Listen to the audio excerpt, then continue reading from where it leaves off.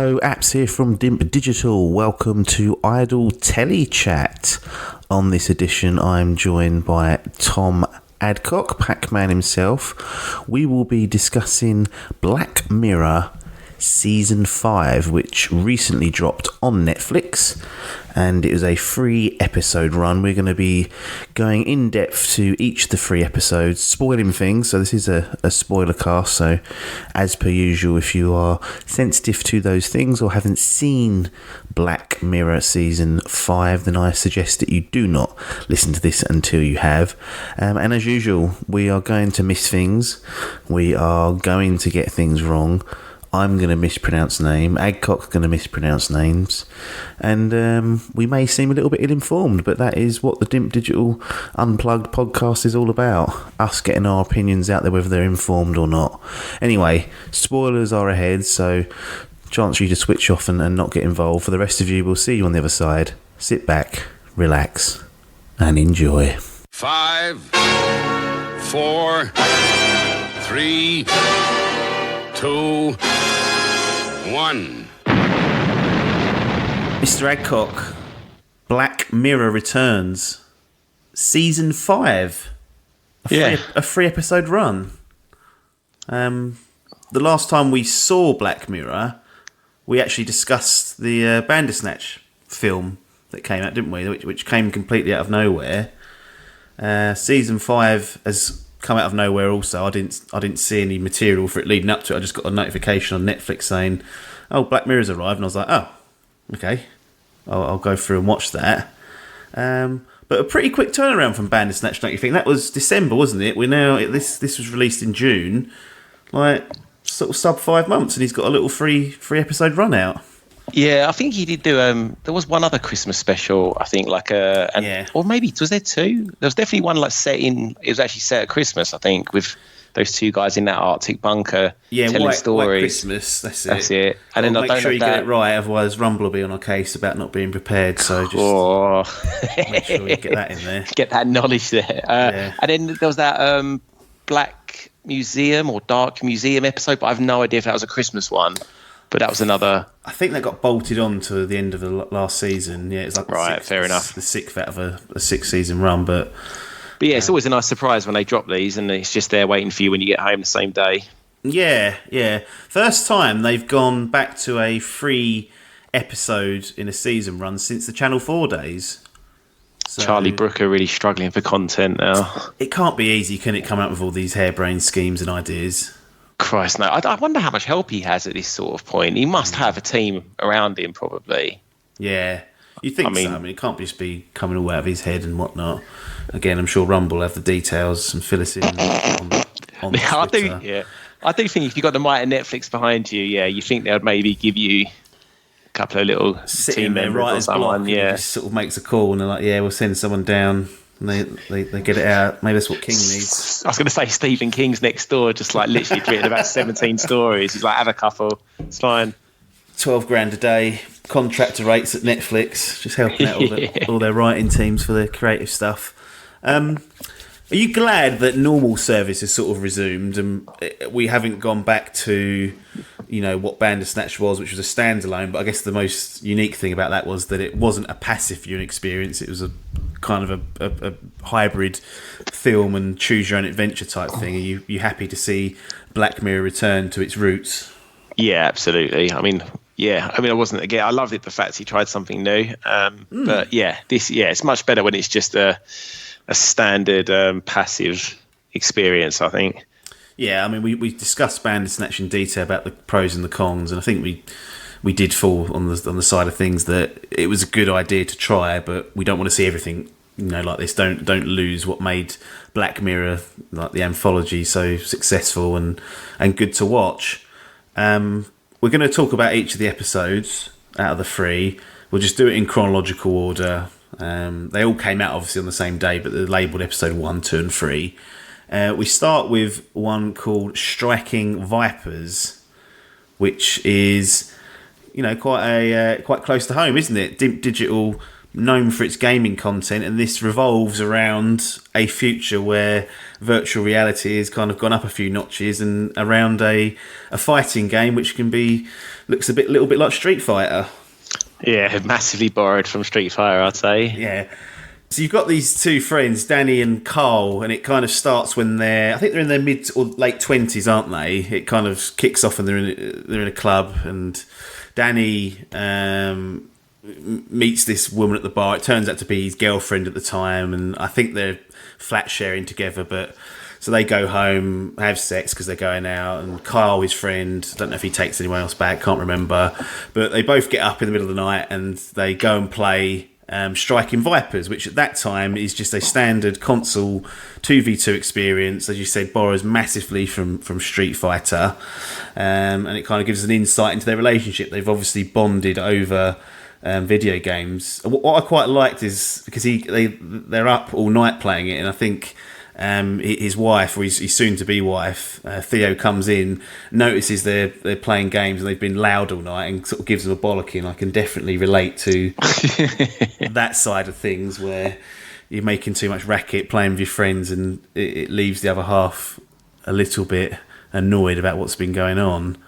We're going to fast forward. I think it may even be 7 to 10 years. I can't remember what it is now. We fast forward a significant amount of time.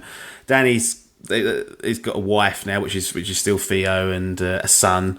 Carl, I like the way it kind of sort of portrays the relationship, because you can relate to this as well. Where as you get older, you sort of drift apart, even with your best friends, and perhaps don't see them as often as you would like. Yeah, I think that's what Black Mirror does best. Kind of really paints like realistic characters often, and yeah, exactly that. You can really see this, as a slice of life, I guess. Yeah. So Carl turns up to Danny's birthday party, and I think it's the first time he may have seen him since his last birthday party, and buys him a gift. And the gift is a virtual reality.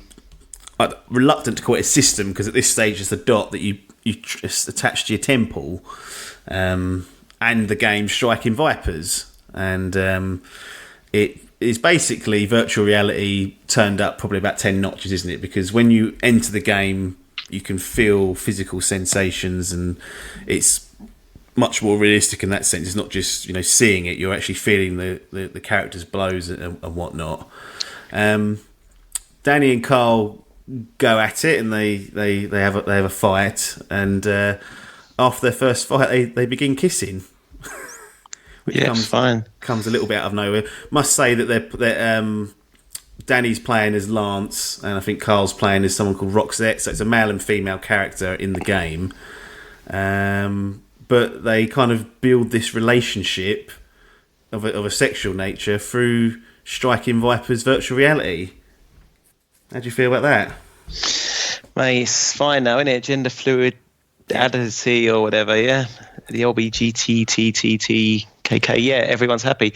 Yeah, I mean, the initial kiss is a bit of a shock, but what it goes on to explore is actually quite smart, I think. So, yeah, I like what I liked about this episode is as soon as I sort of saw the video game, Charlie Brooker was he like a video game journalist to begin with? He's definitely got a background in gaming, hasn't he? I think he's definitely mentioned several times that he's enjoyed it. I think he used to write for a PC magazine. That's in the mid '90s and whatnot. So I think we've said it before that he's some of his stuff's based on and bidding gamings. Apparently, he reviewed Euro Truck Simulator. So yeah, he was doing some journalistic stuff for some games just for Rumble boils over. But yeah, I feel like he's on solid ground here, his wheelhouse. So I kind of knew I'd like this episode as soon as it started, and I thought the actual video game, the effort in there was super realistic. It looked like a game that you'd actually play. I like the way they got around, there's that VR system done everything. They were just make it a dot. Yep, that's fine. That really solves a lot of problems. Versus what's that Spielberg film that came out? Oh, Ready Player One. Yeah, where they're in big gyro things. And None of that. Just the dot. It's fine. That is certainly much easier. But I thought it was. So go.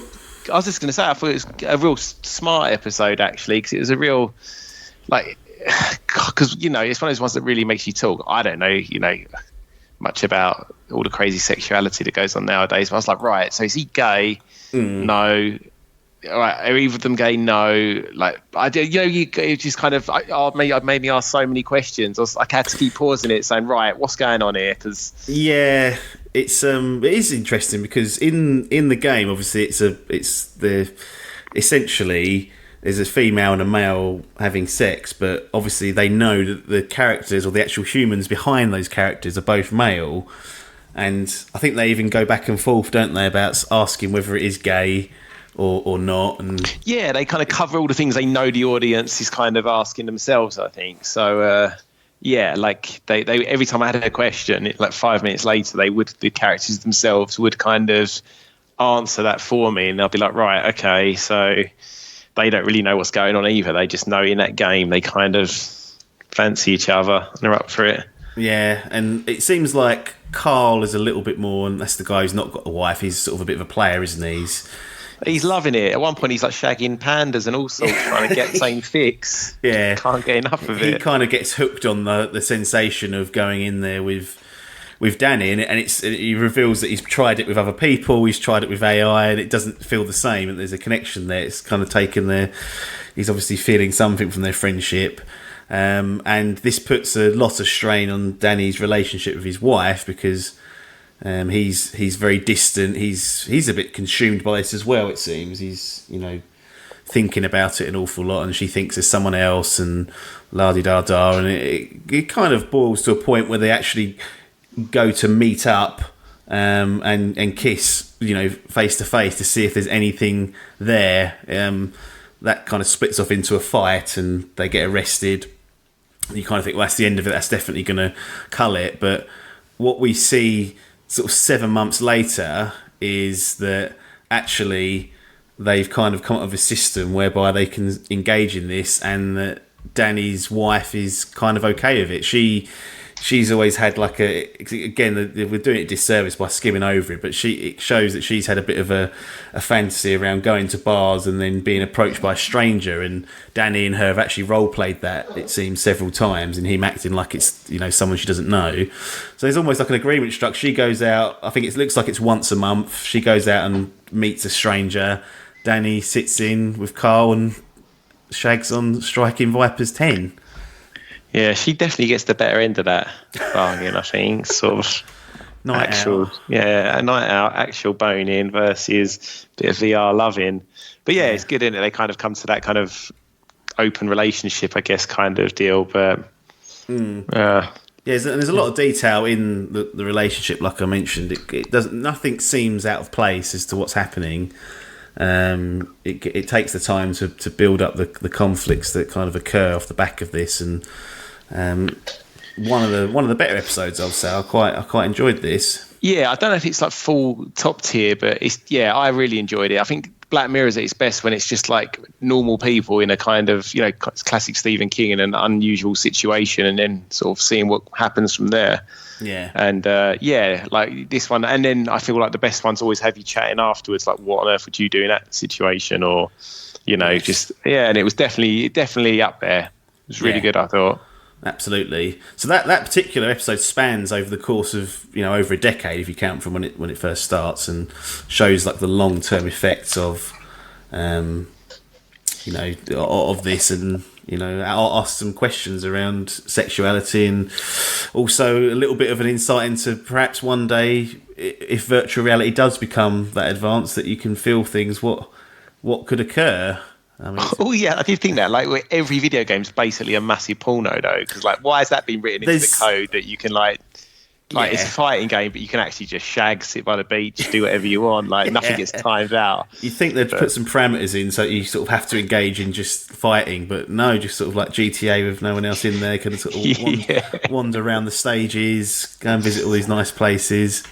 Crazy, yeah. I feel like this is the most familiar now Black Mirror kind of, not trope, but story beats, the relationship sort of like deal, because it kind of reminded me of, there's that one where those I think, hang on, I've got the names up here, but the one with the couple are in like a VR simulation, they have to kind of, at the end, basically, they've run the simulation like however many times, and they always end up together, and that's how you know you're together. And then that one with the two girls, the one everyone loves, the San Junipero, whatever it's called.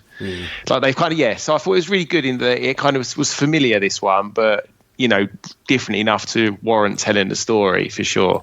Yeah, absolutely. Slight correction. The agreement they have is to Danny can only go in there and play Striking Vipers on his birthday. So once a year. That doesn't seem like Carl would actually accept that, because he was the one who sort of needed it weekly and nightly. But he's probably just out there getting what he can, why he can, and sort of the big 1 year super shag. It's good. Builds it up for that, but. Yeah, Striking Vipers, thumbs up for me on that particular one. Episode 2 is called Smithereens, and this felt like a much more direct episode. The fact that it kind of takes place within a very short period of time in comparison, I think maybe 2 days, like the actual, what happens.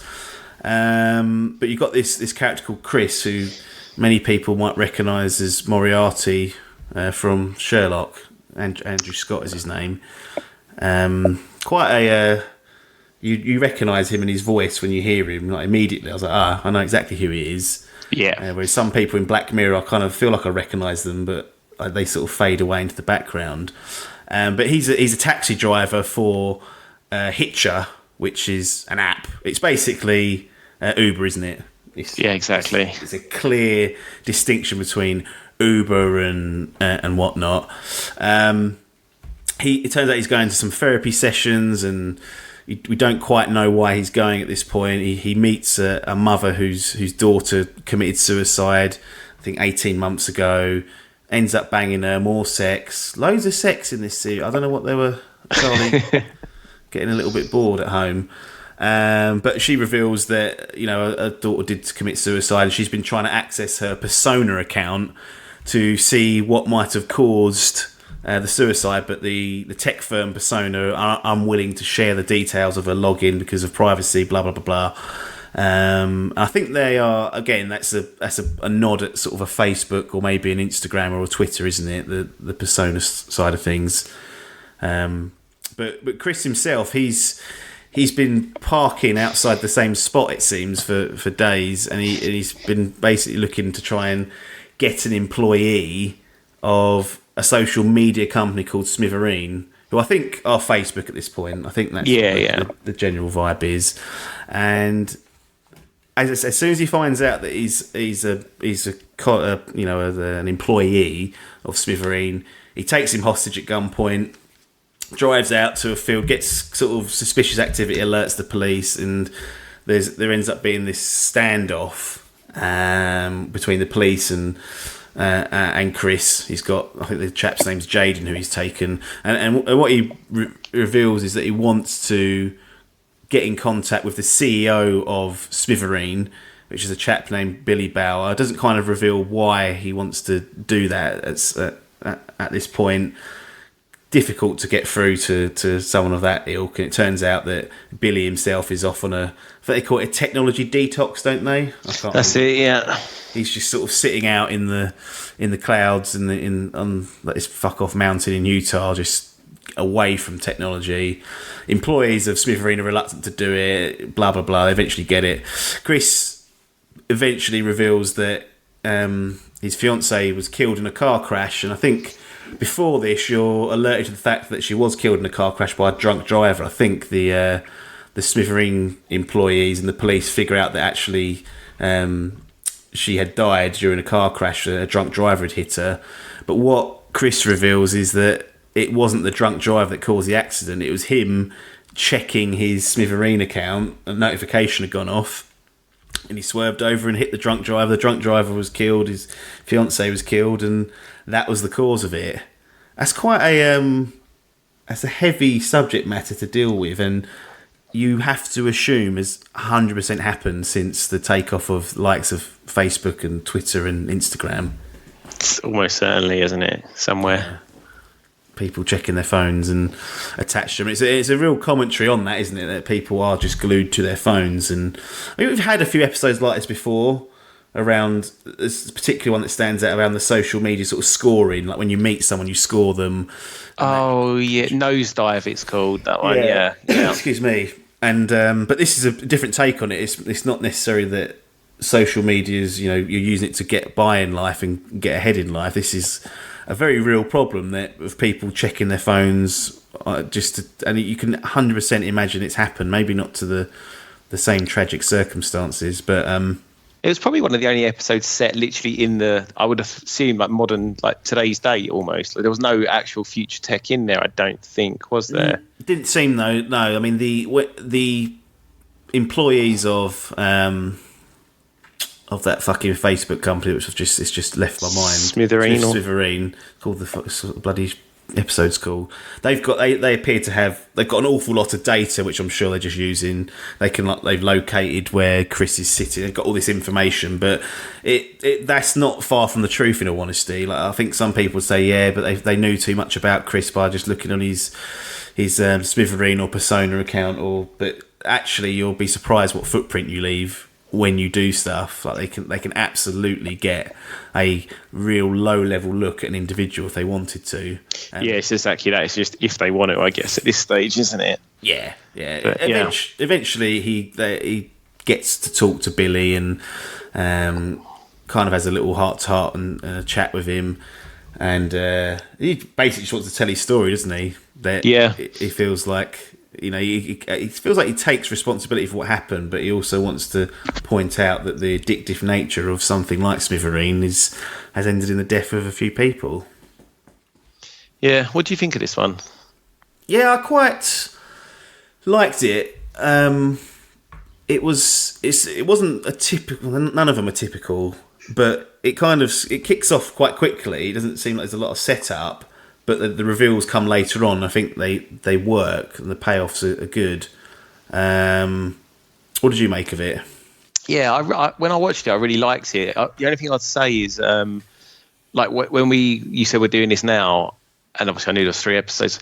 This one I couldn't recall it perfectly. I had to just double check the ending. I was like, oh yeah, of course that's what happened. So I don't think it's resonated as much. Maybe it's just not as high concept as some of the episodes, and really kind of, hit you hard or have a twist ending. So I think maybe, as you said at the beginning, it's just quite by the numbers. Like there's not, apart from the reveal that he's actually killed his wife, everything else is really kind of procedural, with nothing wrong with that. It's just again, as you say, you never really know what you're going to get with these, and this one maybe it's just a bit more straight up storytelling than normal. Yeah, I think, and it's got a little bit of. I mean, obviously, Striking Vipers had an awful lot of complexity, but this also did as well. And like I said, there was a sort of a kind of a twist when you find out that Chris is responsible for it. But you don't really get a resolution to this one either. One of the requests that.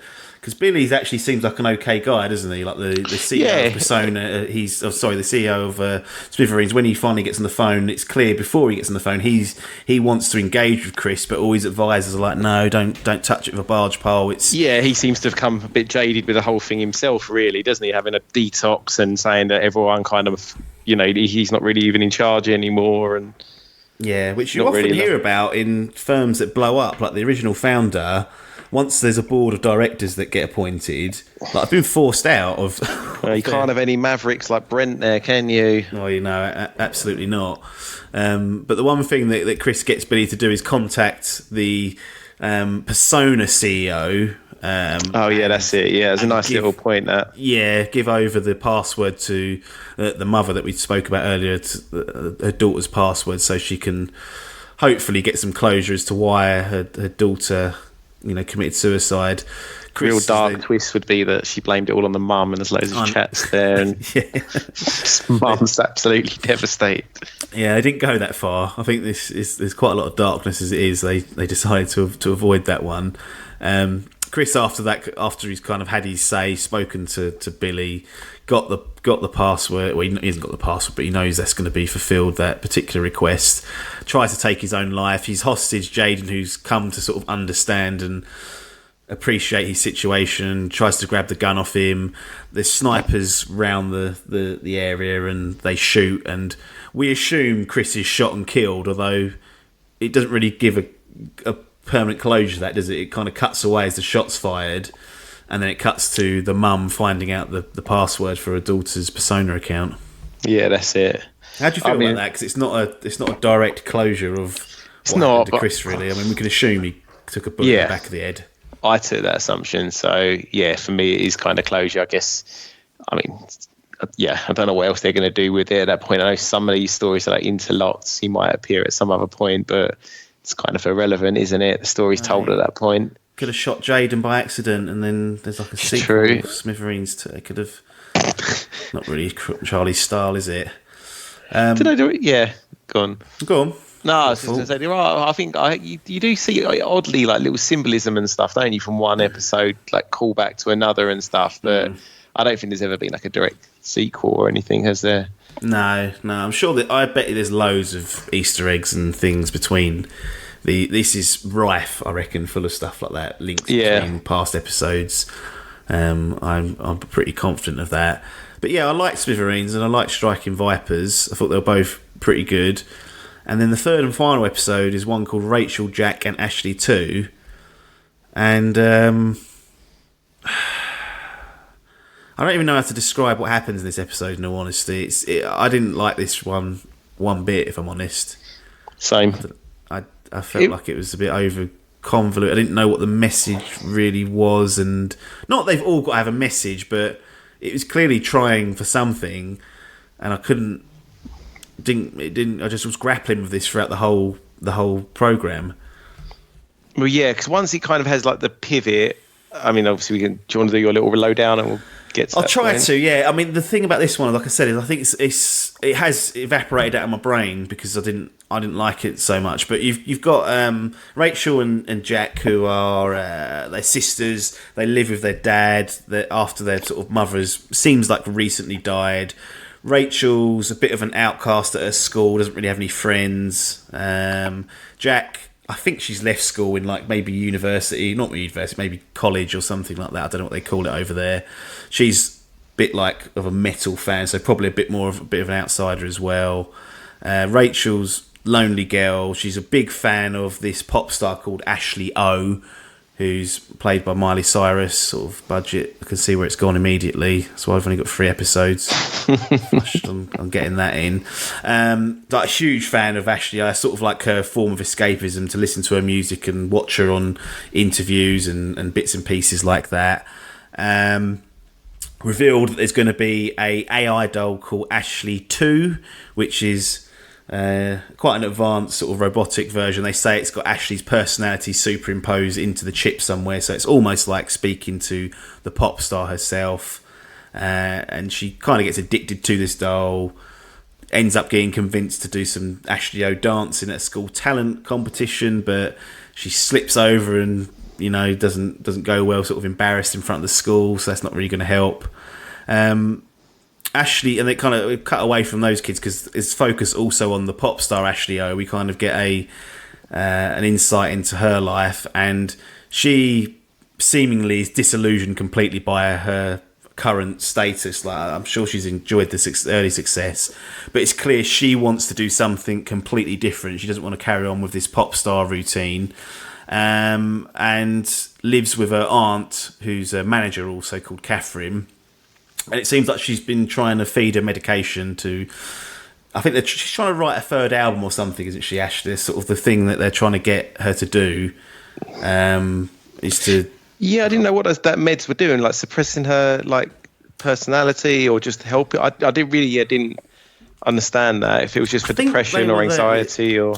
Rumble will get us on this one, but I think they were there to try and get her creative juices flowing to write. Oh, it was right. Okay. They're keen to get another album out. She doesn't really want to do it, and there's these pills that they're trying to give her. Turns out that Ashley O's never been taking the pills. She's been storing them, pretending to take them. and was actually using this, building up some evidence to get out of her contract. She doesn't want to be with her aunt as a manager anymore. She wants to be free and kind of do her own thing. But as she's revealing to Catherine that she's done that, it turns out that Catherine had cleverly found out that the pills were stored. I think they caught her on CCTV, didn't they? That's it, yeah. Storing them, crunched them all up and been putting them in her food as they've been talking over dinner. This puts Ashley O in a coma. When this news breaks, this sounds ridiculous as I say it. This is the story. The Ashley 2 robot sees that Ashley O is in a coma on a news report and malfunctions. Jack, who's the older sister, manages to remove a part of the software, which almost is like a suppressant, it looks like. And the doll, or the AI I should call it, kind of comes to life, claiming to be a complete digital copy of Ashley O, and that limiter that Jack removed has kind of allowed her to be, an actual copy of her. And Ashley 2 wants to tries to convince Jack and Rachel to go to the house, find evidence that she's been poisoned and whatnot, and release Ashley O if they can.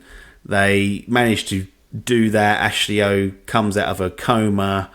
And fucking hell, what happens after that? I've completely gone blank here. It's a lot of droning going on there. You've done well to pull that much out. They go to the house.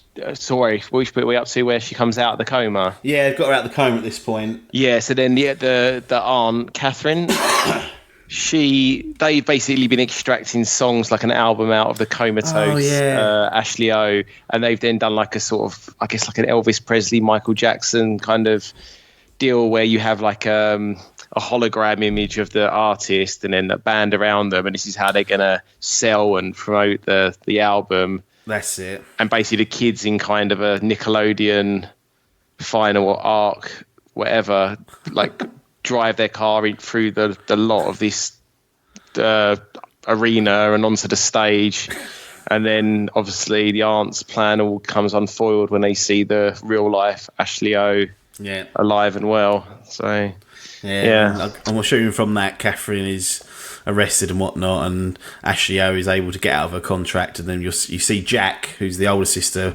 performing with Ashley O doing like rock music. And it was terrible. Yeah, I mean, it was a bad episode, this, wasn't it? Too convoluted, too much. I mean, I know it's not set in reality, but this little robot brain, and there's two things. There's the AI that's been copied, had Ashley O's brain copied into it, so it's got a full personality, and then them being able to extract songs from Ashley O's dreams, and I was a bit like, right, what? I don't know what this is all about. No, it's totally, because they've done that kind of deal before, like downloading your personality. They've done it in much darker and better ways. Like, to say you can do it and just whack it in like a retail toy, like, I don't know, I feel like that technology would cost a lot of money, like not £100 for an Alexa or whatever. But you see, that was poor. I thought the aunt was just, I like Black Mirror because it's normally like, do you remember that episode that was, I think it was filmed in like Norway or Iceland or somewhere, and that woman like goes on like a killing spree basically. Do you remember the one where they can like check your memories, and she kills her boyfriend or an ex-boyfriend or something, and then there's like an investigator going around for an insurance claim? Oh yeah. Do you remember it? Yes. I completely lost why I'm referencing that episode, if I'm honest, but that's what this episode will do. It'll oh, sorry, yeah. So I think that's it. I think you basically, someone like that, you've got. I think Black Mirror is its best when there's like a kind of grey area. So that woman's doing like a lot of bad stuff, but for potentially, you can kind of reason why she's doing it. Whereas the aunt in this episode was more like a pantomime villain. She was like really bad from the word go. Correct. And her like motives were like bizarre, really. Like, to go to that length to put your niece into a coma to get another album out of her. Yeah. And yes, I think she was the big problem. Then Miley Cyrus herself, in that, if she had just, if they just put her in there as a character, no problem on that at all. She, her acting was fine. But the fact that she was just playing like a version of herself, and, it was a really big part of the episode, I think was a miscast, and just, it was poor. It was one of the worst episodes I think they've ever done. I might be saying it's the worst. That's sort of where I'm thinking about it. I think The trouble is they had some relatable circumstances, like Rachel and Jack sort of being outsiders. They do spend some time exploring that level of loneliness, which is good. But I think the main crux of it hinges on the fact that you're supposed to feel sorry, and this is the messaging I got, feel sorry for artists and, you know, creative people that are singers and whatnot that are trapped in corporate environments and corporate contracts, and feel some form of sympathy towards them, that they're this free spirit trying to get out when they've made a fuckload of money. It's hard to relate to that, and be hard to build up any genuine sympathy, because you're like, well, not being funny, you're still doing better than about 80% of the people out there. So exactly, and when it happens in real life, that fella from Busted went off and made his little music, come ratting back to Busted to make the big bucks in the end. Yeah, work. Exactly. We all know how it ends, but yeah, that was a bit of a wet squib to go out on. I guess I'm glad they didn't lead with it.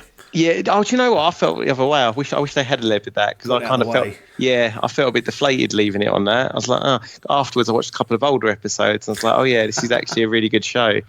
Because I've not gone back and watched any of them ever before. But then I picked two at random, and I was like, yeah, you know, when this show's good, it's fucking really good. How does that? Yeah, I was going to ask, because I've not gone back and rewatched any of them. How was that experience? Because I guess in that case, you're familiar or very aware of what the outcome is. Does it still have the same impact, or did you kind of forget enough that actually it was almost like rewatching it from scratch? Yeah, almost, because I literally picked at random, and I was like, as I said, I've only watched them once. I kind of knew like the beats, but I couldn't remember how they ended or how it got to the end, you know. So yeah, I would say, you know, if you're stuck for things to watch, definitely pick out, and because you can just literally pick out an episode, and they all vary in, you know, time. You've got ones that are just sort of pushing 40 minutes, and then I think there's a couple that are maybe an hour and a half max. Yeah. So I think all three of these ones were over an hour, or at least very close to an hour. So they were high in sort of runtime. Yeah, you're right. They are all some of the longest ones. Yeah, which for the first two, you know, it makes, you know, there's a lot of character development of things. I think the last one, as you say, actually, I did spend time with everyone. You had, you know, the two girls. You had Ashley O. You had that little Alexa Doll thing. Like, there was just too much going on, really, and it was just poor. But yeah, I agree. I think that is definitely in the like, if you had three tiers, that is bottom tier, that episode.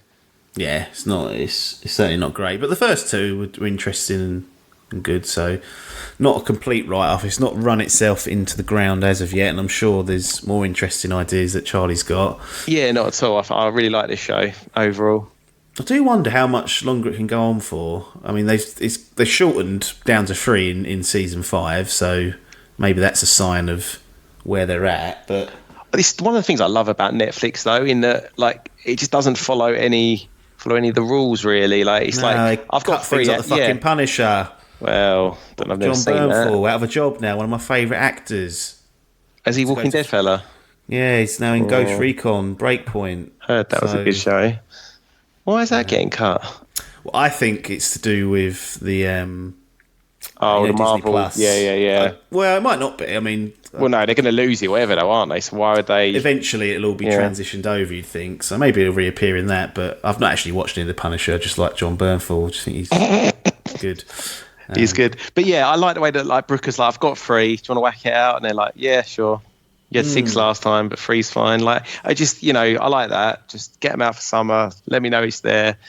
I mean, because I think it deals with, like, very, like, it plays on tech that normally already exists to a point.